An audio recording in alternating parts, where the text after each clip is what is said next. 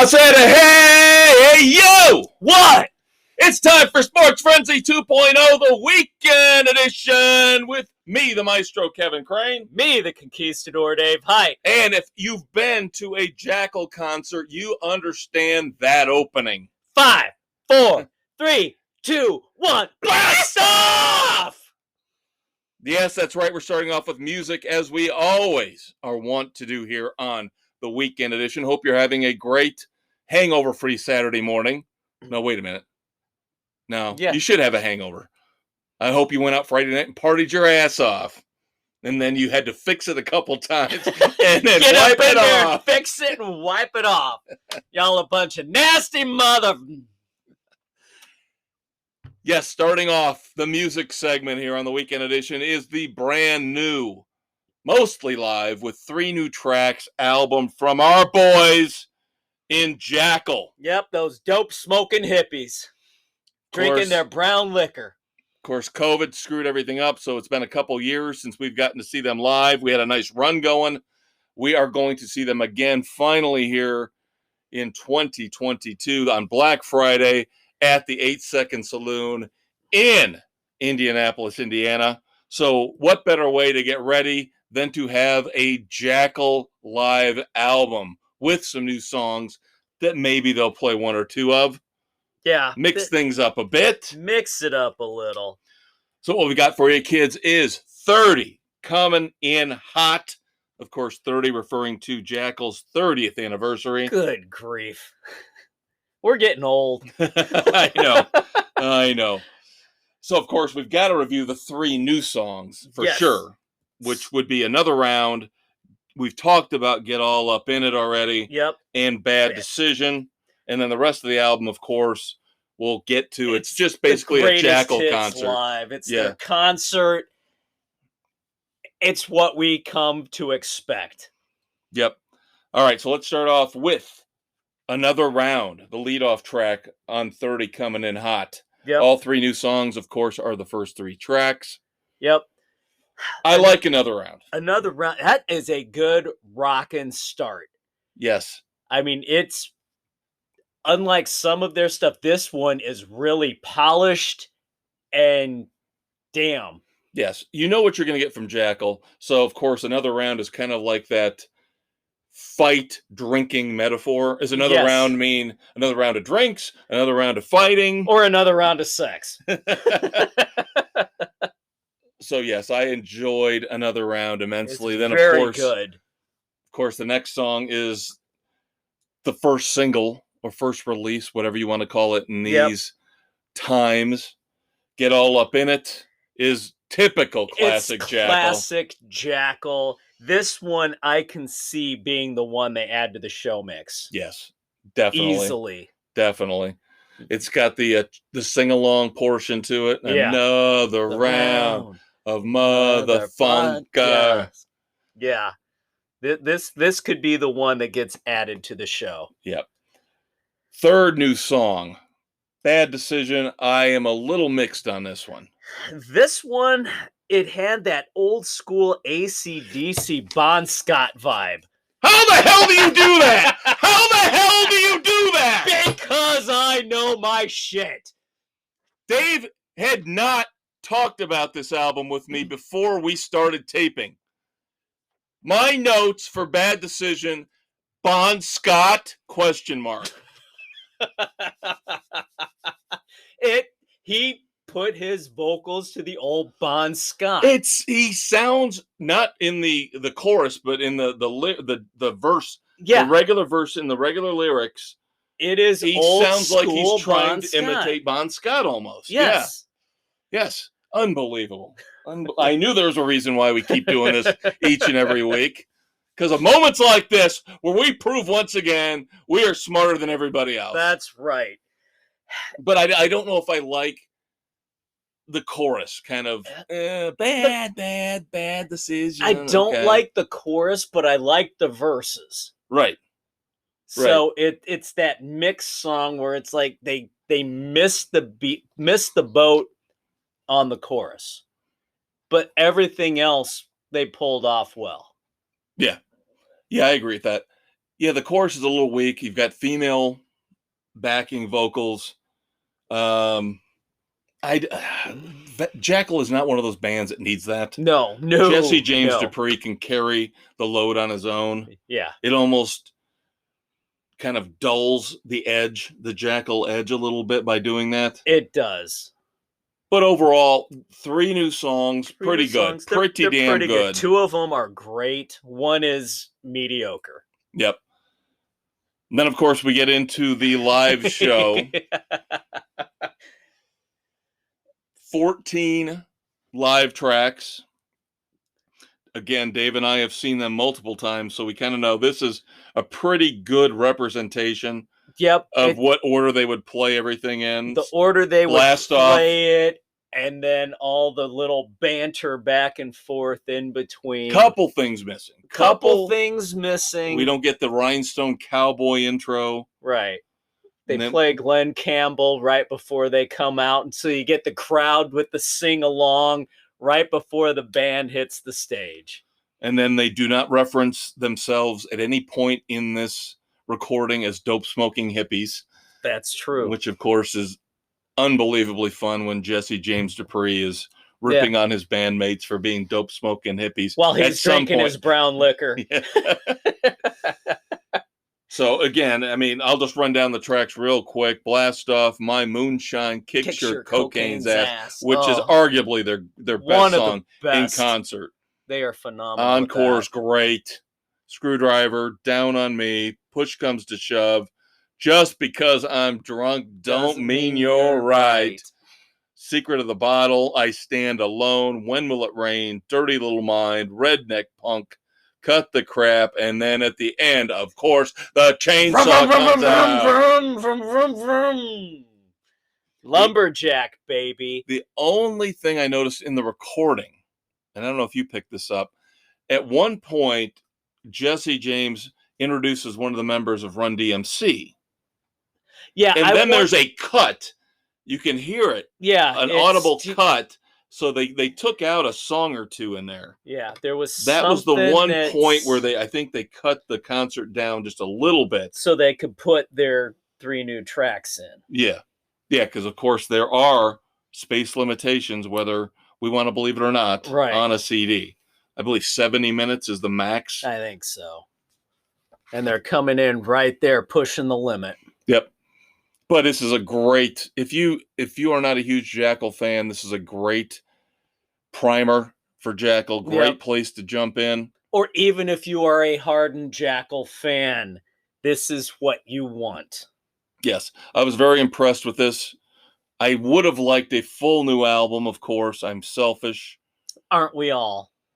But given what we got here, 3 solid new tracks and a great, great concert representative of the best you get live of Jackyl, I say 30 Coming in Hot gets 3.5 frenzies. Boom, baby. Can't go wrong with this. This is fun. I've already listened to it about 7 or 8 times.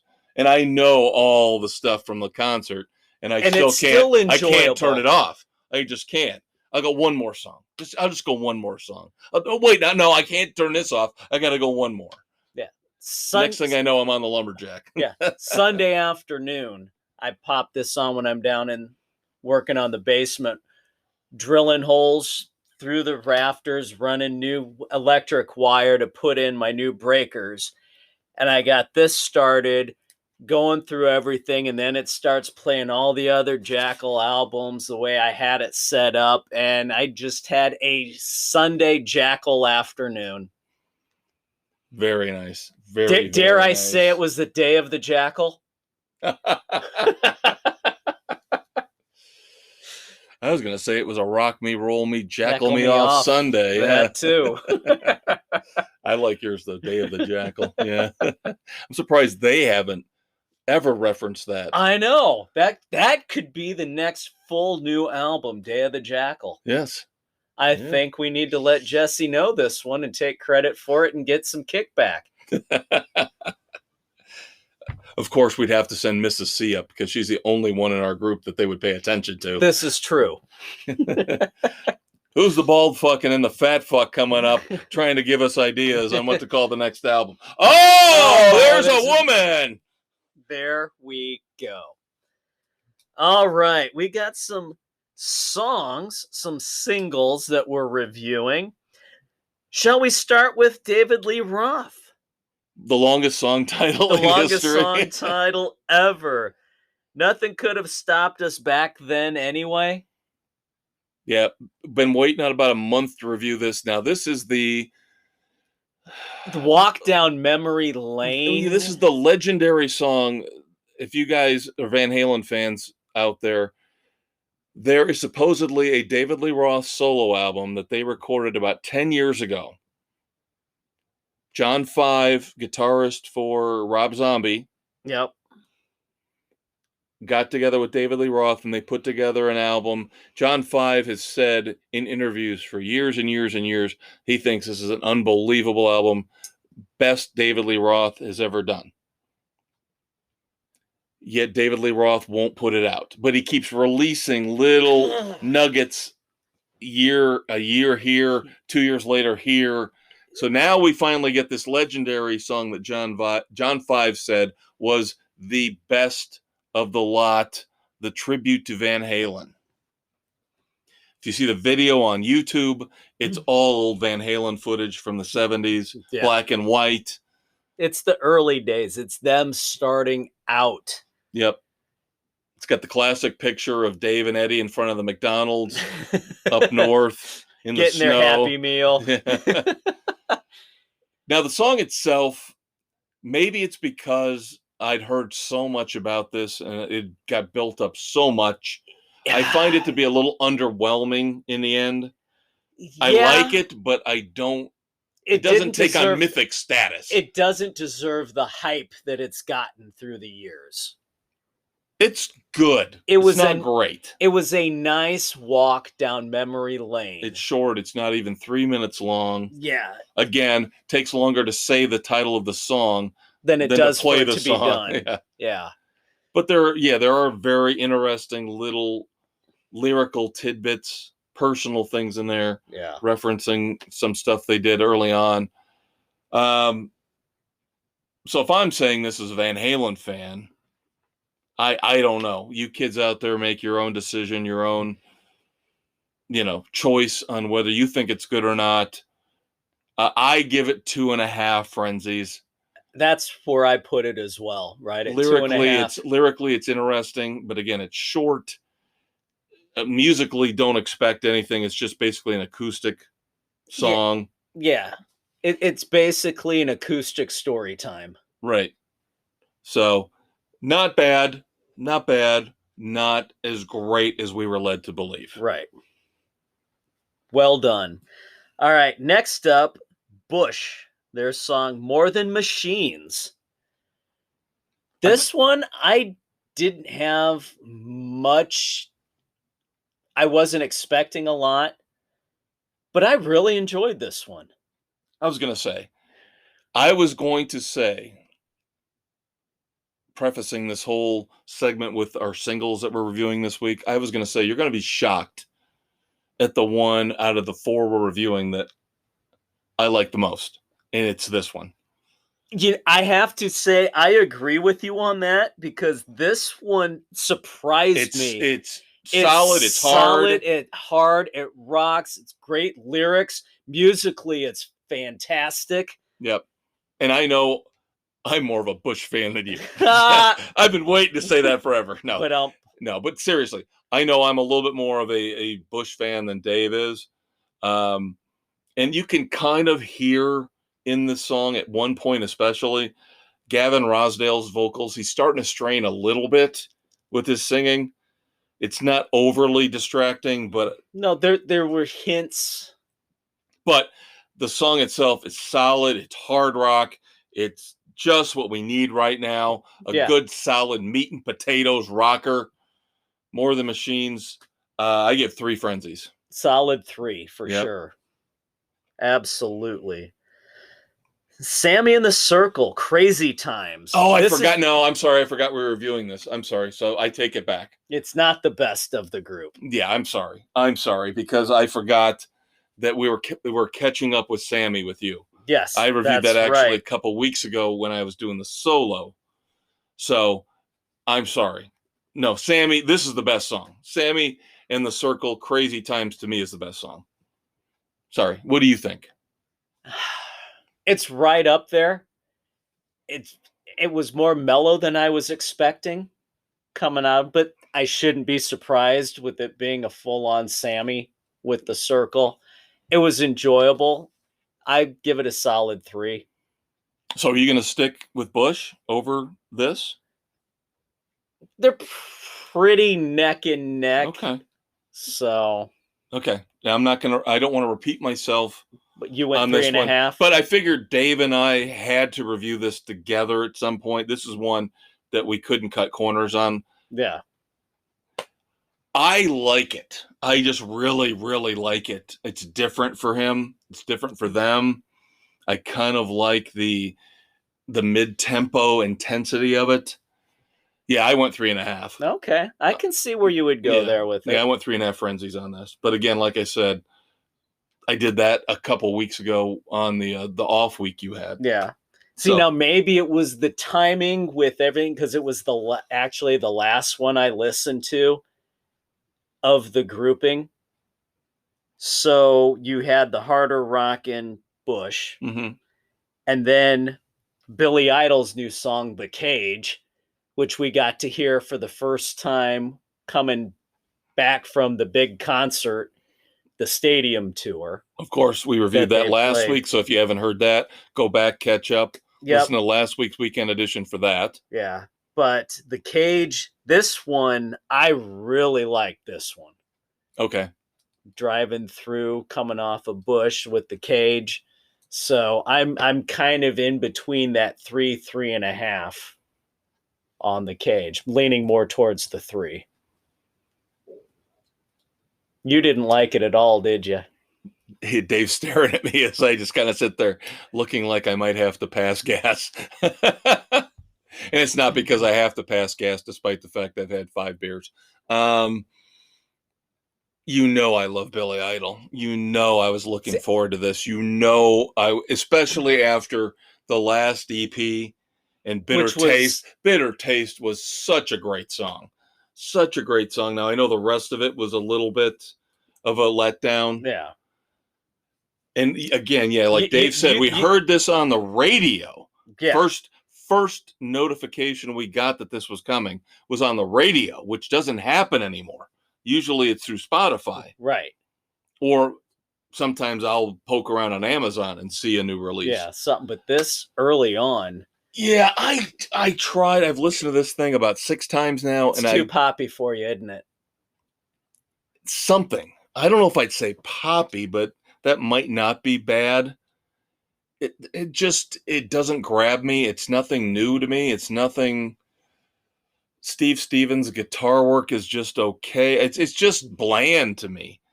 It's just nothing that reaches out and grabs me by the throat and says, "Rebel Yell, white winning, bitch!"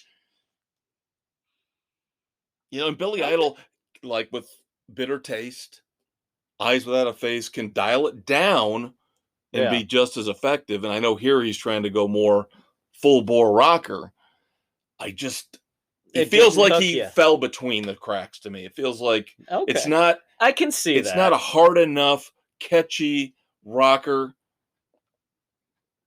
but it's not a mid-tempo, more introspective thing like he's been doing lately that I like. So yeah, I'm gonna have to go 2 frenzies. I just didn't like it that much. 2 frenzies. Wow. Yeah, it didn't do anything for me. That's last week we had the disparity on another one. So. In the new sports frenzy vernacular, it's not a Michael Schenker. That's true. He didn't shank himself. There's another one for you kids to go back in the archives. Don't shanker yourself, kids. Yeah, he didn't shanker himself, but still didn't quite get to where I wanted to with this. Yeah. And then we wrap with Tesla's new one, Time to Rock. Now, here's the thing. I think this one I looked at more in context because the last Tesla album I stayed away from. And now I'm not the biggest Tesla fan in the world. That might be a band like with Bush. I like them a little bit more. I think Bush. you like I like Tesla more. a little bit more than you do. But I follow Tesla. I do like them. The last album, Shock, they put out, all I read in the reviews and what I heard on, it sounded like it was overproduced. They were trying to be Def Leppard.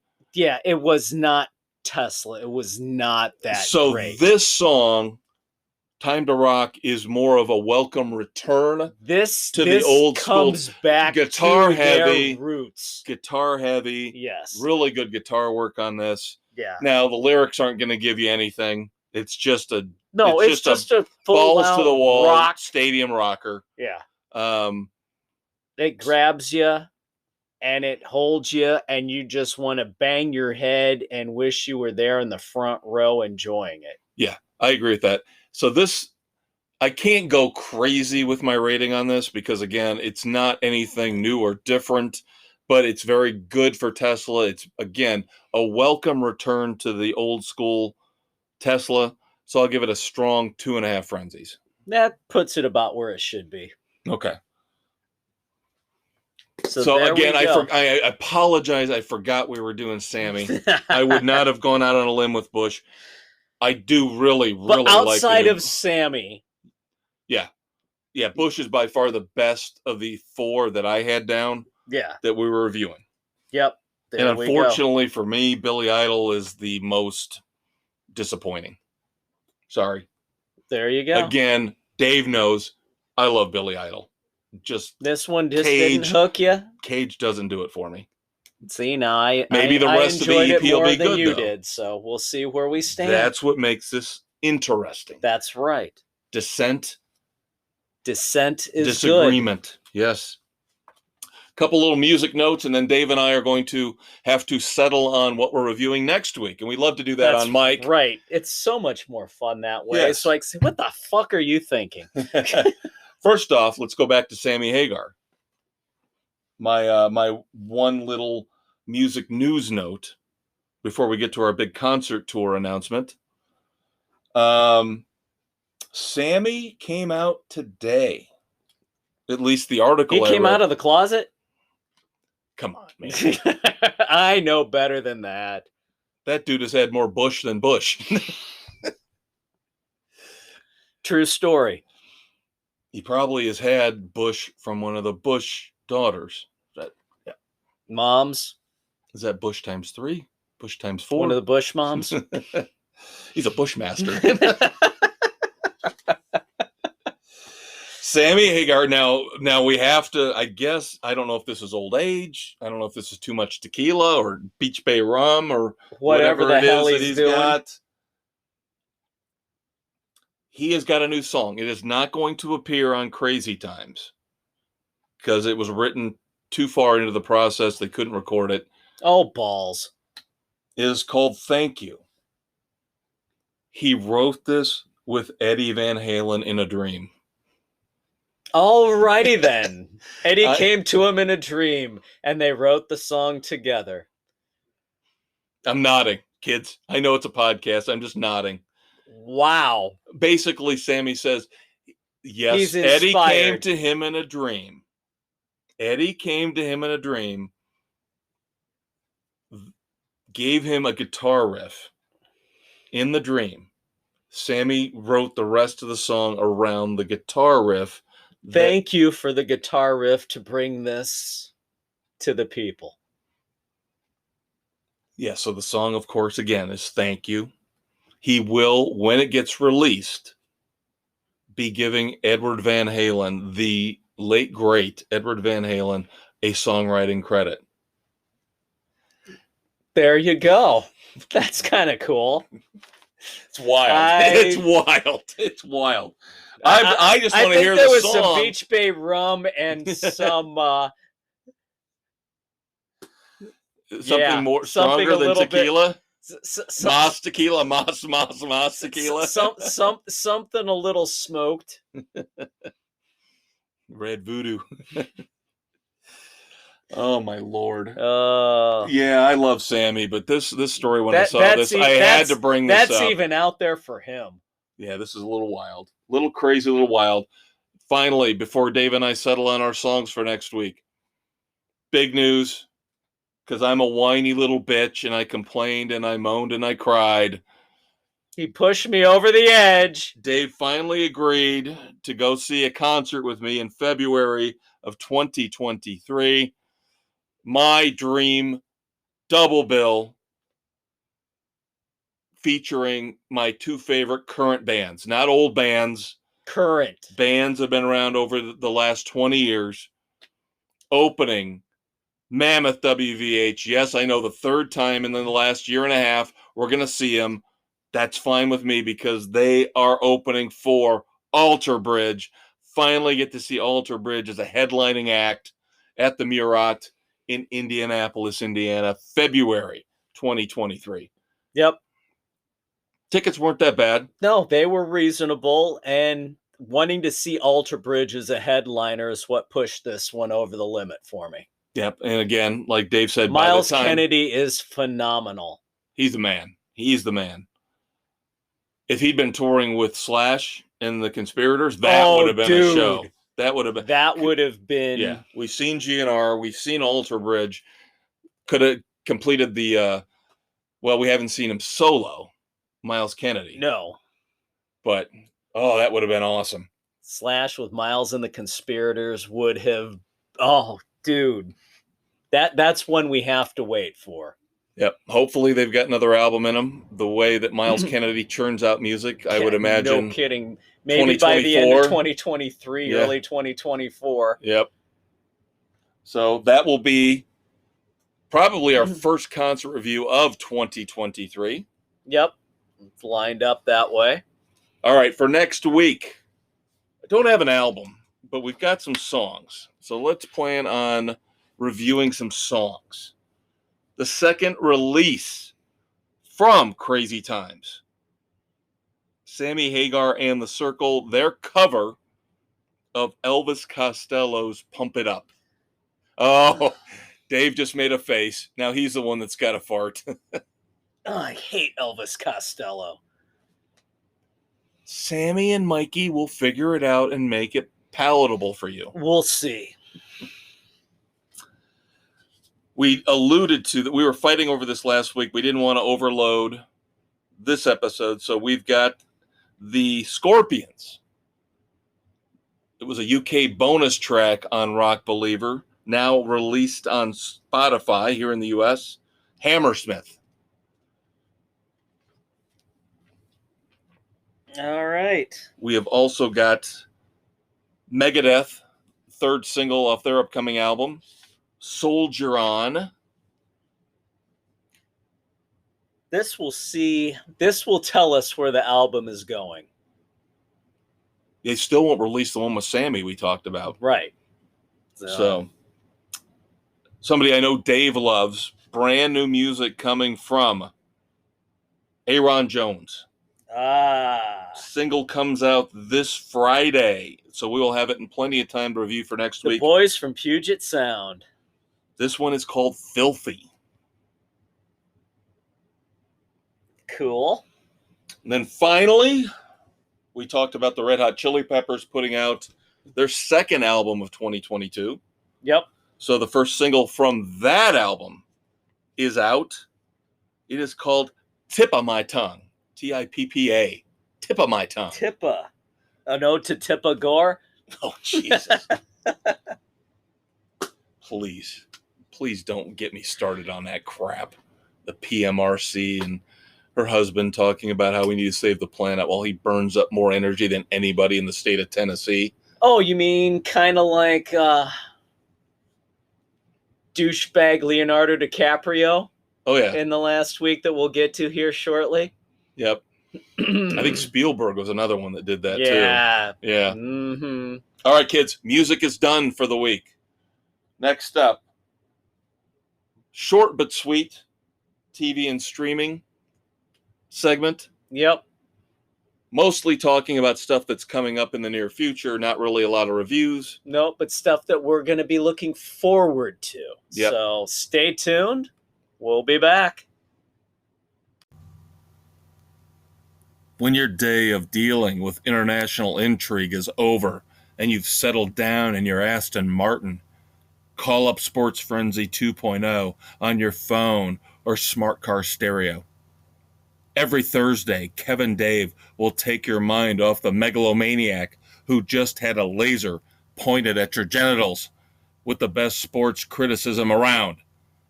And don't forget to listen to the Weekend Edition every Saturday so you can plan out your entertainment options with the femme fatale of your choice. Grab a martini, shaken, not stirred, and check out Frenzy, Sports Frenzy 2.0. All right, kids, the weekend edition of Sports Frenzy 2.0, segment 2 with me, the Conquistador Dave Height. Along with the maestro, Kevin Crane. And we are, as always, on Spotify, Anchor, Google, Radio Public, Pocket Cast, Amazon, Audible, Apple, Overcast, CastBox, and Stitcher! All right, TV and streaming news. Nothing really to review this week, but we do have some discussion points to bring up. First and foremost, next week, and it will be spoiler-free because, as always, I show respect to the Conquistador as he is trying to get done with Animal Kingdom. He's on season 4. That's right. But this coming Sunday, as this airs, the next night, Sunday night, that would be the 28th of August, is the final episode of Animal Kingdom. The conclusion of the Cody clan. 6 seasons of the Cody clan comes to a, we would suspect, brutal end. Again, I will review it because I'm caught up. Yep. All I've got to do is watch Sunday's episode, which I will do live. I will not wait. I will be watching that sucker Sunday night. I'm glad that Dave's watching it. Sometimes I feel like I bully him into watching shows, but this one I knew he would like. I knew he would like this one. Yep, this one is enjoyable. The Codys, they got some issues. They're a fucked up family. They are. Yeah, Smurf, those kids never stood a chance with Smurf as their mother. I mean, these poor guys, they have stuff to offer, but they've been so effed from birth and brainwashed and beat down. They know what they want to do, but they can't break away. Yep, this is almost like Stockholm syndrome within a family. Yeah. You know? Yeah. Yeah, she will use physical manipulation that sometimes gets very creepily close to them, intimacy-wise, physical-wise. Yeah. And then she's just a master of psychological torment. Yep. So it all comes to its final head this coming Sunday. So again, I will have my review of Animal Kingdom Season 6. Spoiler-free. As vague as I can get. Not going to ruin it for you guys. Not going to ruin it for Dave. But I'm looking forward next week. I'm not looking forward to it. I don't like to see the show end. No, we don't want to see it end. But it looks has like to at some point. They are doing a really good job of setting this up for the end. I just hope this Sunday's episode doesn't blow it. Because we know we have seen shows over the past 20, 30, 40 years. Finales of great long-running shows that have jumped the shark. That Seinfeld comes to mind first and foremost. Oh my God. Unbelievable show. So awful, lame. Awful final episode. Yeah, horrible. Cheers was good. The final episode. Yeah, Cheers MASH was phenomenal. MASH nailed it. But there have been a lot of other ones that just were underwhelming. Yeah. They didn't want to take a chance. They didn't want to do something. The Sopranos, everybody said, was kind of a weird finale. I wasn't into it. I didn't watch it. I know Better Call Saul just ended its run, and my youngest, who watched it live, said it was the fitting end. There you go. So they nailed it with that one. So we will see how this all rolls out. Yeah, eventually, like the Kiss farewell tour, The Walking Dead will end. Someday, maybe. But I gave up on that a while ago. So, but yeah, Animal Kingdom. Oh, gonna be brutal for me. One of my favorite shows of the past decade. Now, speaking of one of my favorite shows of the past 10 to 15 years, couple of them actually. Dave and I have a similar sense of humor. Dave and I love the same type of comedy in our movies, the same type of comedy in our TV shows. One of the few things we agree on. The raunchy, Caddyshack, the Hot Tub raunchy Time push Machine. The envelope. Yep. The League on TV, What We Do in the Shadows, and of course, network TV. My Name is Earl and Raising Hope. Oh my God. By the genius. Best sitcoms. By the genius Greg Garcia, who does not get enough credit. Now, he put some other stuff out there once those two shows went away. They should not have gone away, especially Earl, because we still don't have a resolution. Damn you, NBC, for not picking up the last season. Somehow, the other day, I stumbled upon a promo for a show on Freevee. That is what used to be IMDb TV. Right. Now, Freevee is the new name for that. It's connected directly to Amazon Prime. So if you have Amazon Prime, you can access it right through that. Yep. But otherwise, you don't. It's free. That's why it's called Freevee. Yeah. You've heard me talk about Freevee before. If you pay attention to this show for a while, because Bosch Legacies is on Freevee. So I see this promo, and I see the magical words during this promo from the creator of My Name is Earl and Raising Hope. And I go, boom! What the hell is this? Now what do we have? So I checked out the first part of episode 1 last night. New episodes every Friday on Freevee. So third episode will be on by the time this hits Saturday morning. It is called Sprung. Again, from Greg Garcia. It has Martha Plimpton and Garrett Dillahunt from Raising Hope. The parents from Raising Hope are in this. So, oh my God. It is something we have got to check out. I know Dave and I will. We have to. It's required. It's required. It's in our DNA. We are going to have to watch this because Greg Garcia is one of the funniest men out there making television shows. Yep. That's, oh my God. The premise is Dillahunt and another guy he shares a cell with, along with a bunch of other convicts, get sprung from prison because of the coronavirus. So this takes place 2 years ago. And then it's all about, well, we're letting you guys all out because you're nonviolent offenders and we've been told to because of the virus, but you have to find some place to shelter in place because you're not allowed to be out because of the virus. What? So you got a bunch of convicts out there with no life skills trying to figure out where they can stay, what they can do. Oh my God. It is going to be fun. Like I said, I watched the first 10, 15 minutes of episode 1. You told me about this watching the preview and seeing Plimpton and Dillahunt together. All I could picture is Dillahunt sitting in the kitchen wearing I'd rather be in Virginia t-shirt. Of course, because Virginia. Plimpton's character's name was Virginia. Yes, shame on you if you've never watched Raising Hope or My Name is Earl. God. Shame on you. Shame on you. Two of the funniest shows ever on network TV. And if you want to know the episode of My Name is Earl to watch, Cops of Camden County. Yes.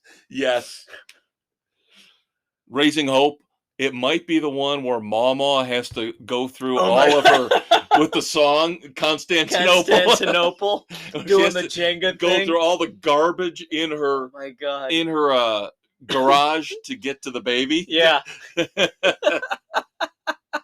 So I mean, there are classic Oh my episodes God. all over the place with those two series.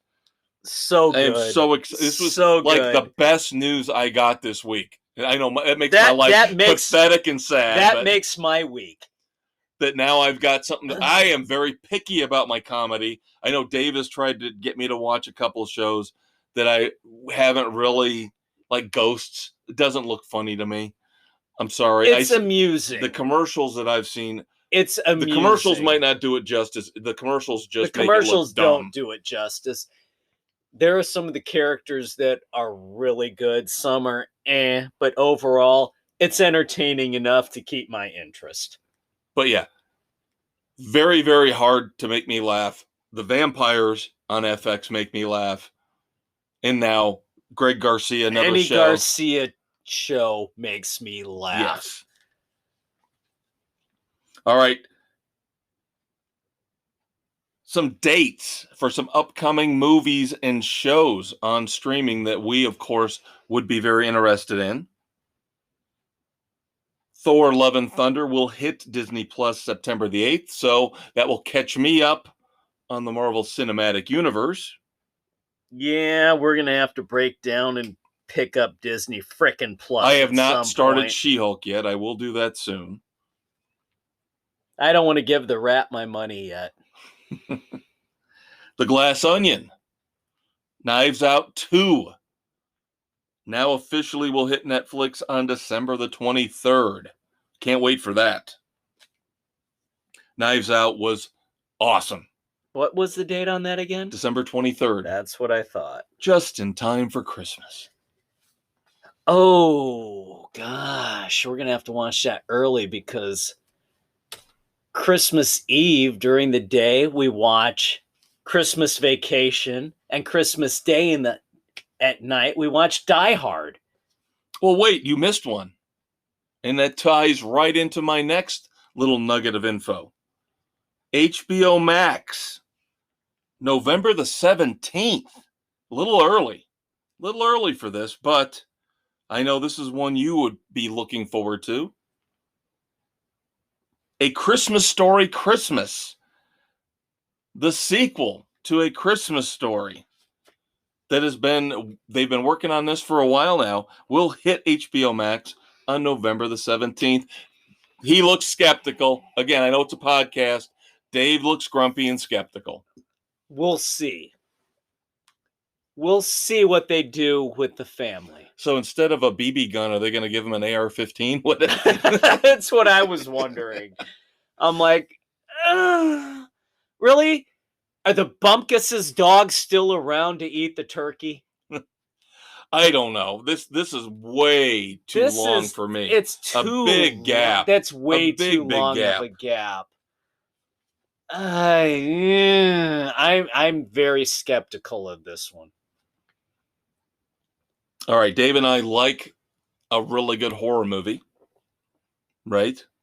If it's done well. Last week, oh my The Black God. Phone was Black great. Phone was phenomenal. Now, this is one that I know I never got into. I will dare to say I don't think you liked it that much either, but it is considered a classic. And, of course, it's getting rebooted. And it's coming to Hulu on October the 7th. Well, that doesn't matter. I don't have Hulu, so. Hellraiser. Oh, come on. Don't remake Hellraiser. They're remaking Hellraiser. Oh, for the love of God. For Huluween. That's their big thing now. Jesus. Huluween. Leave Pinface alone. Yeah, I saw a picture. Why would you go and mess with Hellraiser if you're going to keep Pinface looking exactly the same? There's no point to doing it. This is absolute stupidity to redo Hellraiser. No. Leave the puzzle box alone. All right, I guess I don't know who owns the rights to King Kong. I remember riding the King Kong ride at Universal, so I thought They had the rights. Is it couple Universal? decades ago. Is it Paramount? But Is then it Warner had it. RKO? But then Warner had it for a while. But they would only use the name Kong in the titles of the movies. They wouldn't use the name necessarily in the movies themselves. Well, now the Rats got a hold of it. Oh, God. So now Disney Plus is working on a King Kong. I don't know if it's a reboot, an origin tale. They're making it sound like they're going to explore the origins of King Kong and at the same time introduce a new one. An offspring of some sort, I guess. Kong Jr. Oh, Donkey. God. Oh, God. Donkey Don't Kong. say that. I'd rather see Donkey Kong. Son of Kong. Oh, I remember that. Oh, that little weaselly. Well, of course, he's probably, Donkey 5, Kong 6 stories Jr. high, but no, the son of Kong, that little. Yeah, that stupid. Ugh. I don't know. No. Just And then Apple has though got the rights to the Godzilla family, Mothra, and all of those, Ghidra. So is it like the old books where after 90 years you can just go to town and everybody can, it's public domain, right? Public domain. So anybody can do whatever. Maybe so we can make a King Kong movie. King Dong. King Kong meets Son of Sports Frenzy. We could get we could get the big blue W out there fighting King Kong. Oh, sweet Lord, have mercy. My head hurts. All right, we've been talking about HBO Max and this whole mess where there was the buyout of HBO Max and Discovery Plus, and how they're having all of a sudden financial issues, or the new management wants to save money. The new management sounds like they don't know what the hell they're doing. Well, they are cutting 6 more animated projects out at HBO Max that they had committed to, including 2 with Batman, 2 with the Looney Tunes. Supposedly they're being shopped elsewhere, but since they're Warner properties, I don't know how you can shop a Warner property to a company that's not Warner Brothers. The Batman ones looked cool. Really cool. One of them was called, going to piss Nick off. One of them was called Batman Caped Crusader, spearheaded by the guy who put together years ago the original Batman animated series, which was fantastic. Oh, that was incredible. Next to the 60s Spider-Man animated series, probably the best one ever. Yeah. And this Cape Crusader one was supposed to be in the same vein. No, they said, no, we don't want it. We don't want it. This new Warner group, they're idiots. Oh, and we've talked about Batgirl the last couple weeks. They won't let the producers and the creators have access to the footage. That is ridiculous. That is absolute garbage. That's a bold move, Cotton. I'm telling you.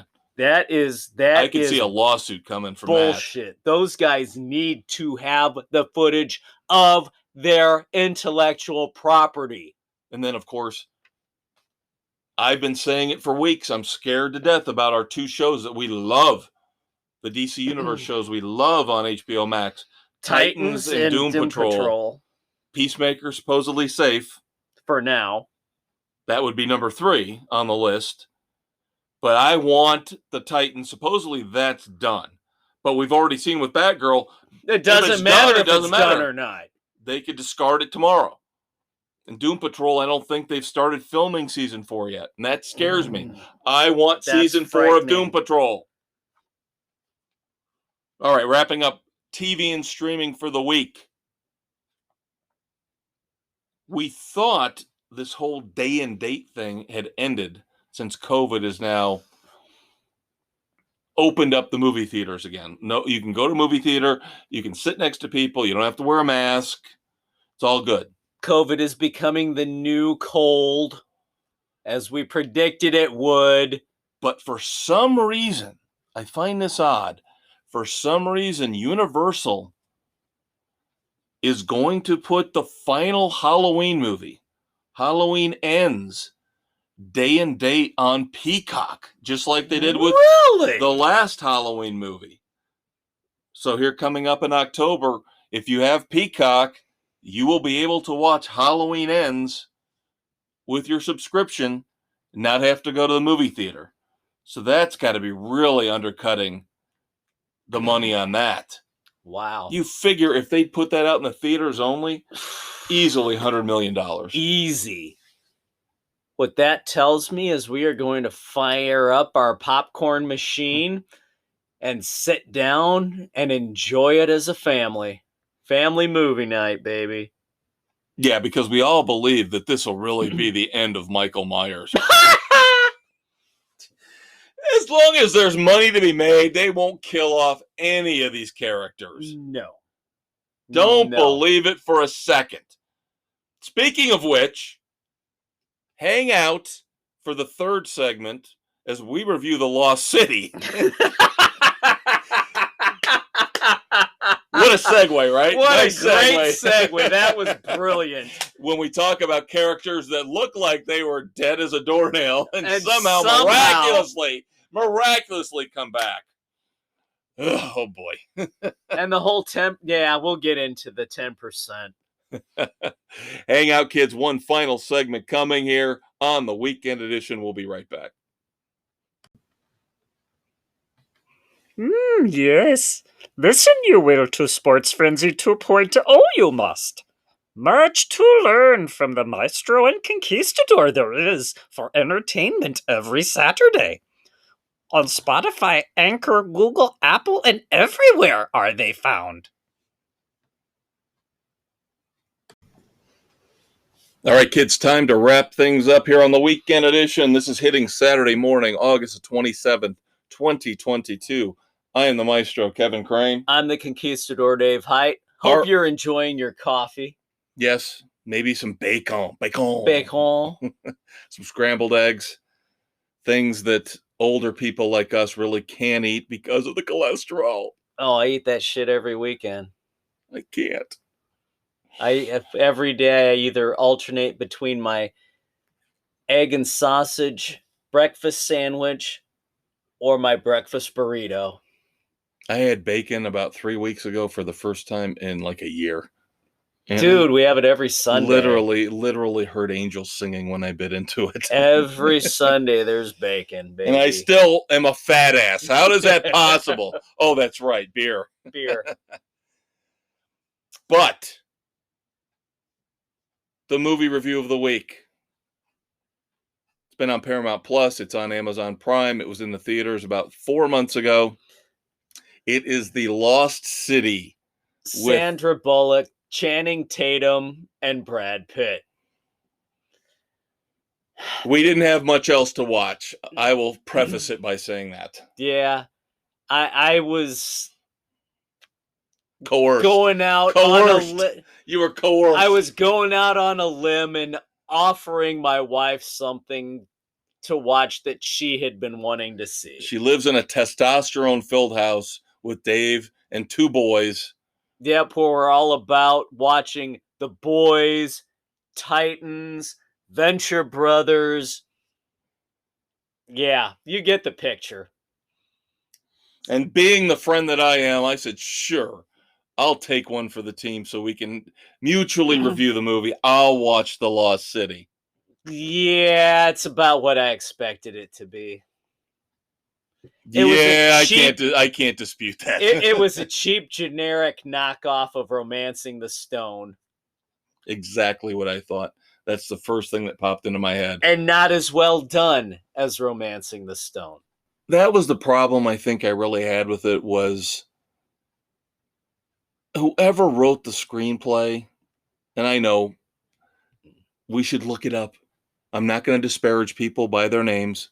I'm just going to say the people that wrote the screenplay should be ashamed of themselves, because it was dull, it was lifeless, it really wasn't funny.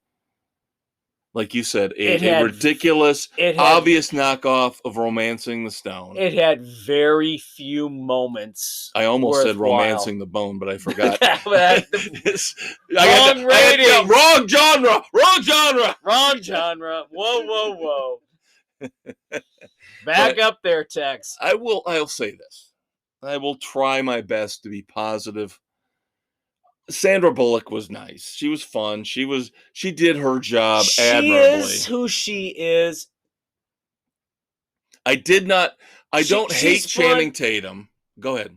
Sorry. No, I was going to say with Sandra Bullock, she's one of those actresses that she's good.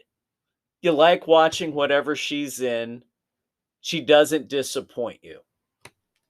Right.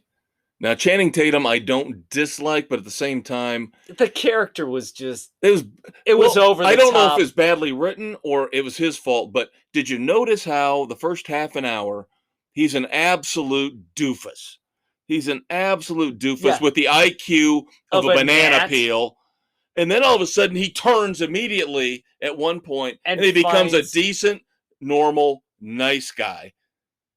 And it's just like, no, you can't do that. You can't play the doofus card for a full half an hour and then turn him into a decent, nice, lovable, romantic guy. You can't do that. No, it would. Yeah, you can't. The way they did the 180 was a little ridiculous. Brad Pitt's cameo was fun.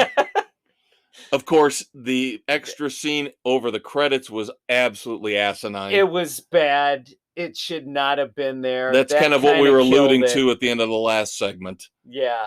It's nonsensical. It's stupid. It makes no sense. I know, I repeat myself, nonsensical, makes no sense. That's how bad it was. It was pretty damn lame. Daniel Radcliffe. That was a jumping the shark moment. Yeah, Daniel Radcliffe is a bad guy, generic again. Nothing really new to offer. No, it was... The agent who's supposed to be comedy relief is not funny. No, not even as she close. Tries to find... Oscar from The Office. There were a couple funny lines in the movie. There were a couple of moments worthwhile, but it was just kind of a generic, mediocre, romantic comedy. It really generic is the word that keeps popping up. There is nothing about this movie that is new, interesting, different. And there was enough there in the basic plot that they could have done something with it. But they had no imagination. Again, that's why I fault the screenwriters. Yeah, it's an awful script. It's an awful screenplay. They completely missed the boat with what they could have done. It boggles my mind how this movie made $100 million. If people are that starved and that desperate for generic romantic adventures. They don't give you anything right now. I know. It's getting bad. And we'll get to that in a second. We'll get to that in a second. Push back. Because of COVID. We're behind schedule because of COVID. No, that is a complete load of crap. Yeah, we've got more movies here in a minute we've got to talk about that are getting pushed back yet again. Yeah, and then you've got shit that's coming out. It's like, why? Yeah. Like Tim Burton's Wednesday. Focused on Wednesday Addams. And it looks awful. Morticia and Gomez. I think that's Netflix only, though. It could be. I don't know. But it just looks so brutally bad. Morticia and Gomez are horribly miscast. Look it up. I'm not even going to bother mentioning it. And really, John Bernthal? Really? American Gigolo? You're doing American Gigolo. Ugh. Come on. Going back to The Lost City, I guess we should actually review it, give it a review. Oh, yeah, we do have to give it a 2. No. 1.5. I give it 1.5. 1.5. 1.5. And I feel like I'm being generous by giving it 1.5, just because, again, Sandra Bullock is very likable. But, everything else is it's just there's nothing new about this movie. Absolutely nothing original at all. So now we move on. Let's start talking about some of this stuff that's gonna be out there. That's gonna be pushed back. We've already talked about in segment 2 how DC and HBO Max and Warner Brothers are cutting costs. And well, guess what? They have decided to start moving the DC movies back even more. Aquaman, which is supposed to be out March the 17th of 2023, the second Aquaman. And I'm not rattling off the Lost Kingdom or whatever the hell it is. It's Aquaman 2. Aquaman 2 has been pushed all the way back now to Christmas Day 2023. Nope, too far out. You're going to lose everybody with that. Nobody cares. So guess what that means? Even though I did not like it, I don't like Shazam. I don't like what they've done with it. The second Shazam movie, I believe Fury of the Gods, maybe, is what it's called, was supposed to debut around Christmas this year, pushed it back to take that slot. So now Shazam is all the way back to March 17th of 2023. So that's one less movie we're going to get this holiday season. This is absolute garbage. You want to hear the rationale, though? You want to hear the rationale? Now, for Aquaman, they say it's still, the effects are still taking longer than they thought. Oh, bullshit. But you want to hear why they moved Shazam back? You know why they're moving Aquaman 2 back? It's because they have to edit out Amanda Heard. Amber Heard. She's pretty, though. She's pretty. I don't care if she's a nut job. She's pretty. Yeah, they have to. They're diminishing her role. Yes. lower her exposure. They're deterring the movie. Well, they said they're moving Shazam back, the second Shazam back. Why don't they move it into the trash heap? I would rather see Batgirl than another Shazam come out. With Zach Levy and his big rubber muscle Stupid-ass suit. bullshit crap. Well, the reason why you're going to love this even more, as much as you and I hate the new Shazam stuff. Oh, God. The reason why they're moving it back, Avatar fear. Oh, come on! Nobody's going to go see fucking Avatar. They are so scared wait a minute. Avatar 2, because You know what? They should be. Because Shazam is such a piece of crap the way they've done it.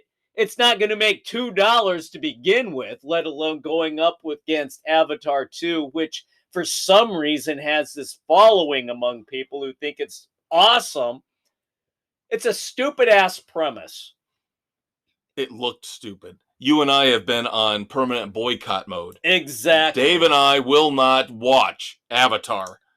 Have not, will not, ever, no. Now, here's the thing. If we actually wanted to, which we don't, but if we wanted to, guess what? How much is Spielberg paying me to watch it? Not Cameron. Or Cameron. Same thing. But if we wanted to watch it, guess what? They pulled it off Disney Plus. You know why? The original?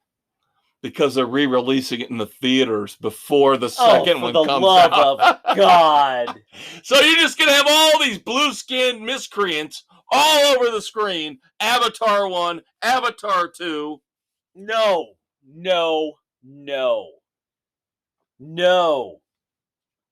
the boys are on boycott too, right? Oh, hell yeah, they're on boycott yes, of that. Of course they are. They're not because they're smart. Now here's something interesting coming out of the DC, well, not DC, but HBO Max, Warner Brothers camp, trying to fill the gaps that we're talking about with all these movies getting bumped back or pulled off the slate. A movie that was originally supposed to be on HBO Max, they have decided is worthy to go into theaters only. Oh, God help us. Evil Dead Rise will be in theaters April the 21st, 2023, instead of going straight to HBO Max. Now, the only problem with that is it's not the Evil Dead you and I know. Well, then what the hell's the point?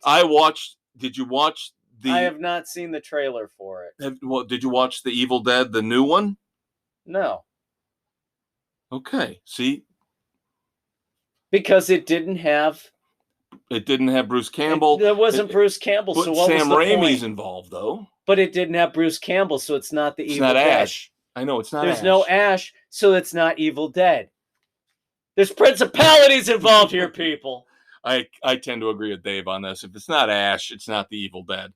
I'd rather finish watching the Star series Ash versus Evil Dead. I got to finish watching that before I even think about going to see the sequel to Evil Dead that wasn't the Evil Dead, that was a reboot of the Evil Dead. I think Jane Levy was in that.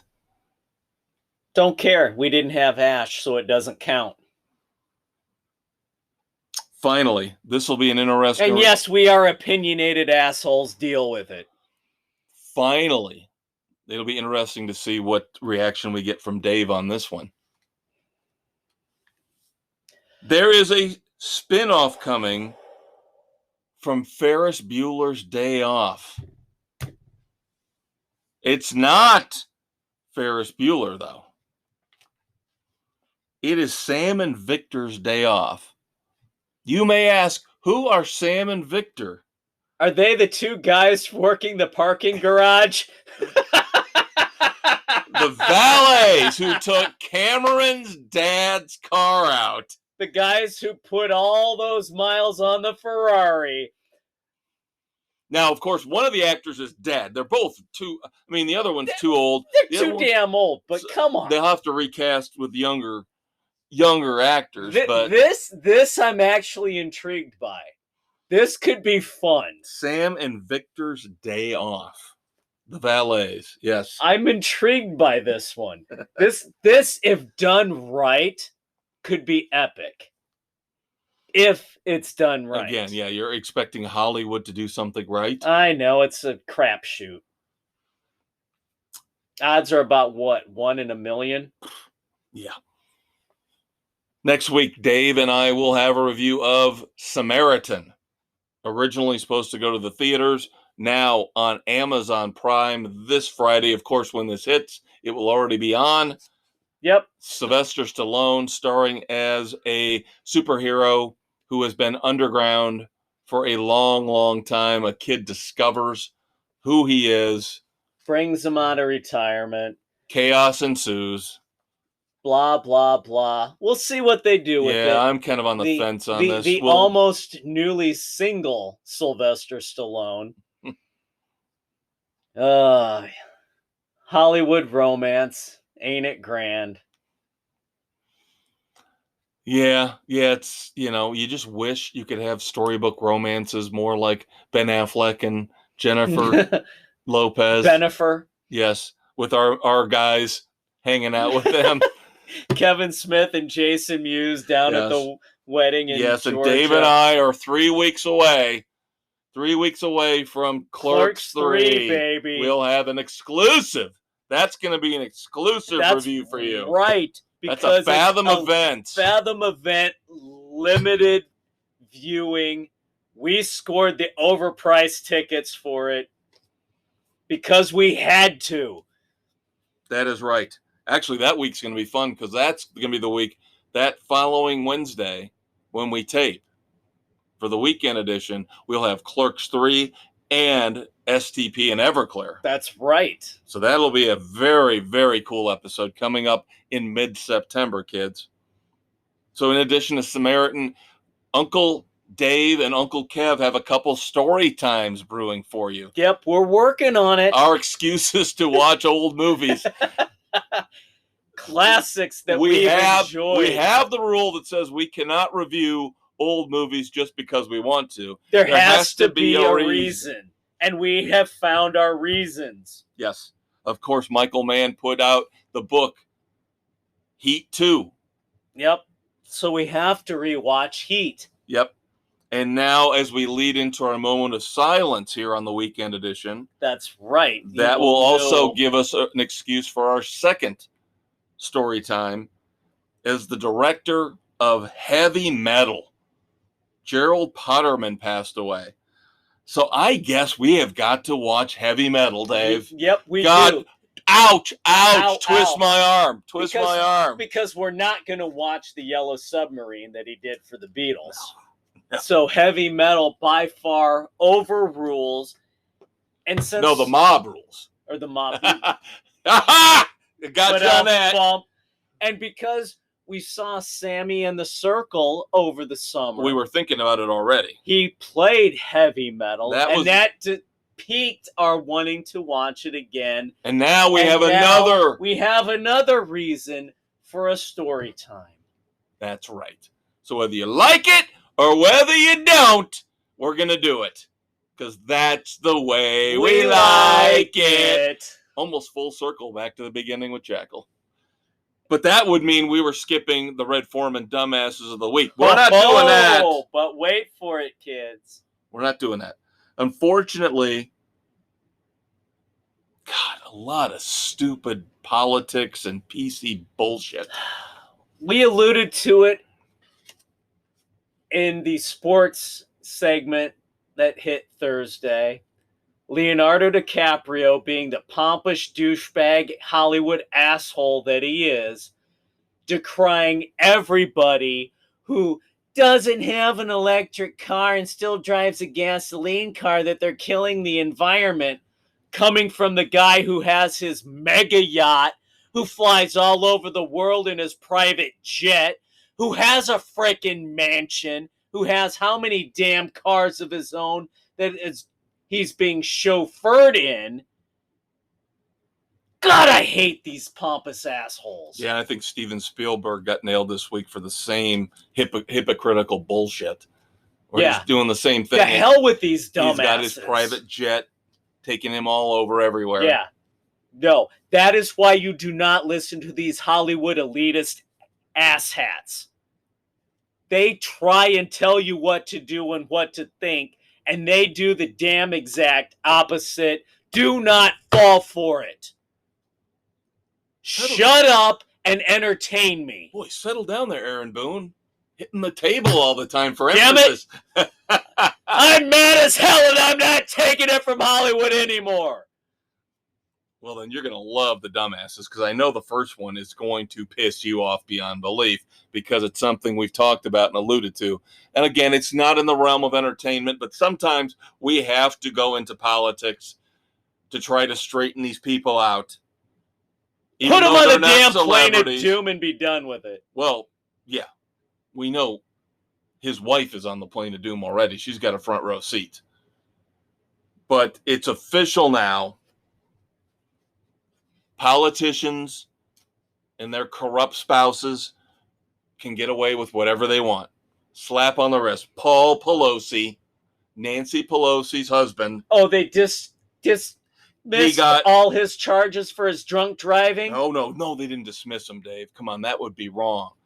He got a misdemeanor DUI charge, despite the fact the other driver was injured, which should have been a felony. That should have been an automatic felony, automatic jail time, automatic loss of license. Oh, he got jail time. He got 5 days jail time, 2 days time served, good behavior, knocked 2 more off, and then for the last day, he got an 8-hour work program. Bullshit. And somehow the dash cam video from the police disappeared. Yeah. Oh, isn't that freaking convenient? Yeah. Any normal person would have served at least a year. I don't want to hear any more about how we're supposed to treat these people with respect. I would literally, if Nancy Pelosi walked in front of me, spit in her face. Bitch slap the bitch. Because you can't take this anymore. There's got to be some kind of pushback. There's got to be some kind of revolt. And Nancy Pelosi is the one who said, the more you tell a lie, keep telling it until people start to believe it and the news promotes it. That is what she said, because she's a lying sack of crap. Well, isn't she also the one way back with Obamacare where she said, well, we got to pass it before we can look at it and see what's in it? Yeah. Freaking drunk ass moron. She's the one who wants alcohol allowed in all the Senate and Congress offices. What's that tell you? All right, moving on to another pretentious jackass who I can't stand. You want to talk about how we have pretty much banned Avatar or boycotted Avatar? Kind of like we did Titanic. I had to go watch that. I watched it. Dude. I watched it in the theater. Come on. Believe me, I'll never watch that again. I still, to this day, think one of the greatest memes ever was the people that put out the diagnostics, the schematics, showing how DiCaprio could have gotten on that piece of wood with Kate Winslet, yet didn't, and decided to just sit in the water and die.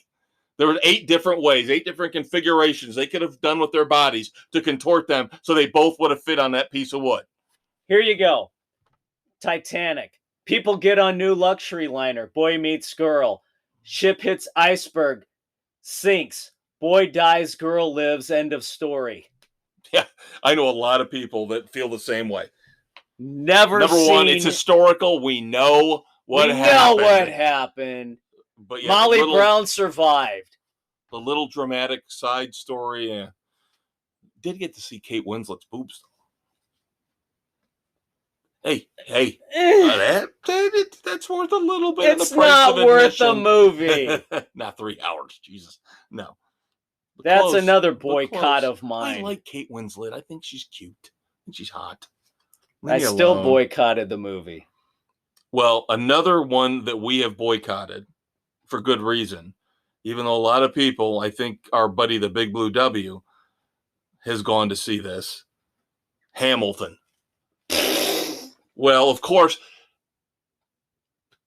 Lin-Manuel Miranda, is now the big hot shit that he thinks he is because I thought he got railed for his last thing for miscasting.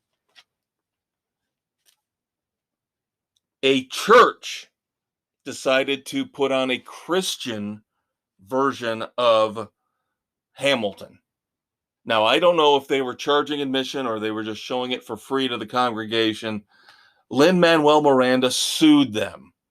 And the church had to pay damages.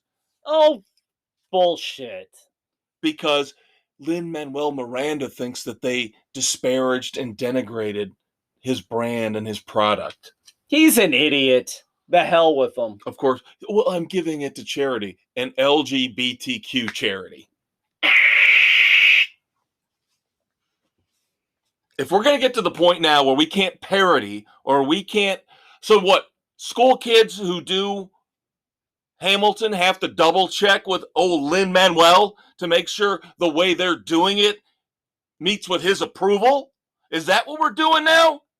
So I thought he just started it. I didn't realize he owned all the freaking rights to it, too. He's a prick. He's a prick. And I'll be more than happy to say... He's a prick and a bully. No. Everything I've seen about the guy, he's one of those guys that hit it big, and now his ego is beyond huge. He's a prick. Sorry. That's an opinion. He can't sue me because it's my opinion. He's a prick. All right, let's wrap up the dumbasses. Let's wrap up this segment with some fun. We've talked about the idiots in America who run our country, the senile president, the idiot Nancy Pelosi, the idiot Chuck Schumer, the idiot Mitch McConnell, all of them. We've talked about in the past. Oh, you forgot Adam Schiff, too. In the Schiff show? Yeah. Yeah. We've talked in the past Schiff about... for brains. We go in the past, we can talk about the transgressions of Bill and Hillary Clinton. Murder! But I don't know. I don't know how to take this, Dave. I put it in with the dumbasses because if you're running a country, you probably need to show some restraint. Finland's prime minister. Oh, come on. Why can you not have 2 women making out during a party? In your summer home? Come on. Prime minister. Come on. The prime minister of Finland, Sanna Marin. She's already got videos out there of her partying, dancing with guys who aren't her husband. And then now it comes out, topless women kissing at her summer home. Come on. What's wrong with this? This tells me that while you and I rail on the fact that a lot of these politicians are way too damn old and should be forced to retire, maybe some are too damn young and don't have the maturity to do their job correctly. Yeah, 36-year-old hot woman like Santa Marin maybe shouldn't be running for prime minister of a country and get elected? I mean, what does she promise? A blowjob in every garage? Hey, given her behavior, I don't know if that's too far off course.